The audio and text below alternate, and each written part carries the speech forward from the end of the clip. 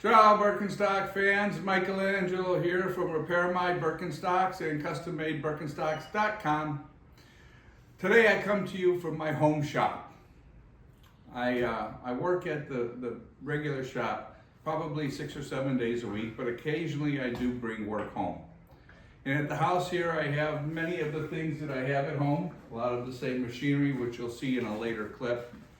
And we do work on your stuff at home. Today I thought we would talk about replacing a buckle. A lot of you buy buckles from us online and then you want to put them on yourself.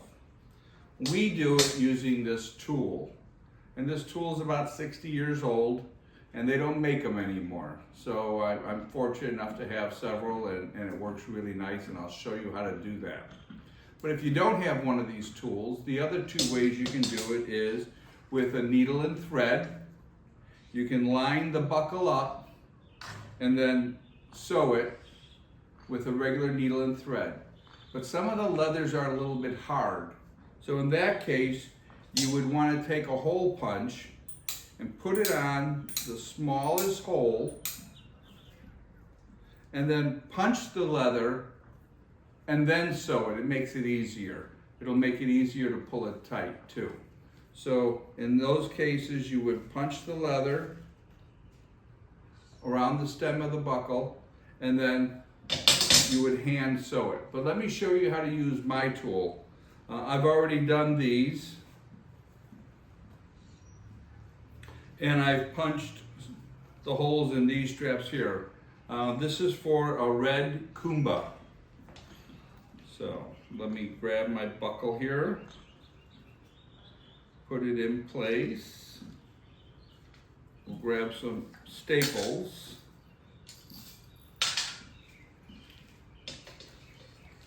Put the staples in here. And they just kind of, oh, I already had one in there. See, I was prepared. I already put one in there like a good Boy Scout, always prepared. So we're going to take this buckle, line it up, hold it in place. When putting a buckle on, you always want to make sure the Birkenstock label goes towards the bottom because the strap feeds from the top. So in this case here it says Birk on the bottom, so we're good to go. So what I'm going to do is put this in position. And this requires a good amount of force. And you try not to let it slip so you don't smash your fingers. Okay, take it off, one down. These smaller buckles only take 2 staples. The larger buckles take 4 staples. So let's put the second staple in there. Line it up and compress it. You can hear it click. Pull it apart, and there you go. We're all set there. That one's done. I've got 2 more to put on just so you can see it.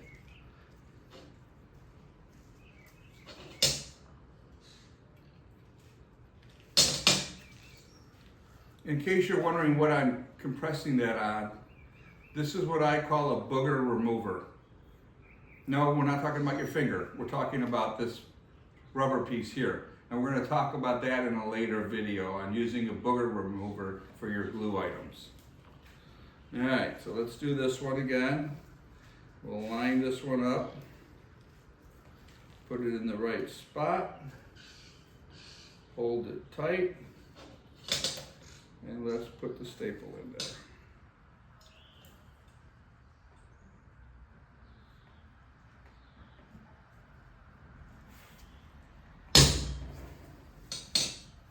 Okay, if you want to look for one of these devices, this is called an Apex Bow and Buckle Stapler, APEX.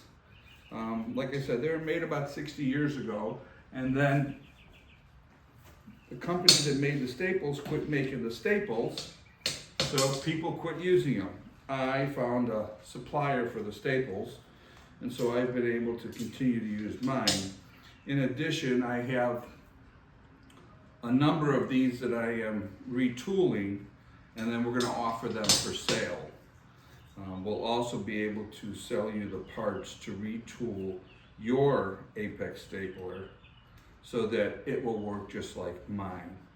In case you happen to find one on eBay or Etsy or something, Craigslist, I would recommend you buy it. And they sell anywhere for between $20 and $100 per stapler. They're used, they're old, but they work great.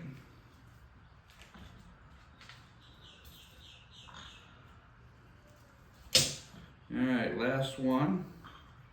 You can see how easy that is to put those staples in there. 1, 2, 3.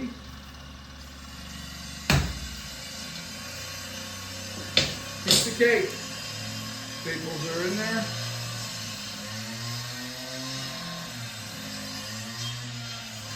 All done. 8 staples in total. Oops, sorry. 12 staples. We got 6 buckles, 2 staples per buckle. 12 staples. Pretty easy. Thank you very much and have a great day. Ciao!